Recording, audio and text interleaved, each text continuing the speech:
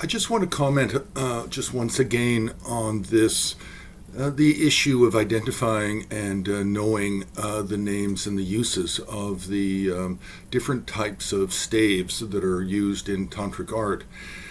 So we've talked about the Khatvanga a little bit. We've talked about some confusions. We've talked about the types in general.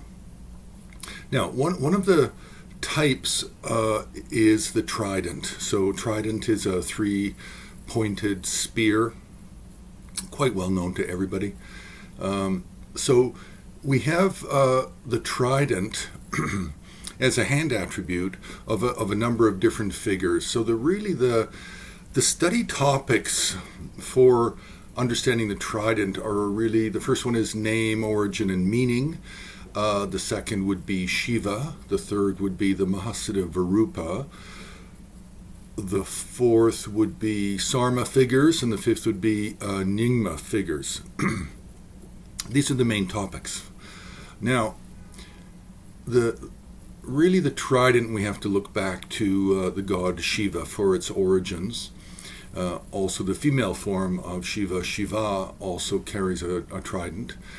The Indian Mahasiddha Virupa is known for having a trident as one of his main attributes, iconographic attributes.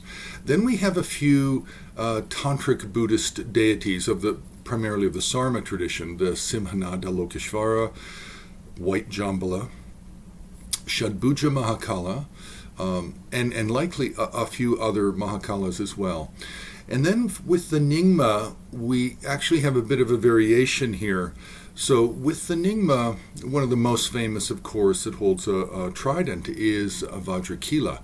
But Vajrakila is also associated with the 8 Heruka, and so some of those might also hold a trident, such as Young Duck Tuk, Vishuddha Sri Heruka, and possibly some of the other Heruka, as well as some of the wrathful figures from the Lama Gongdu Terma cycle.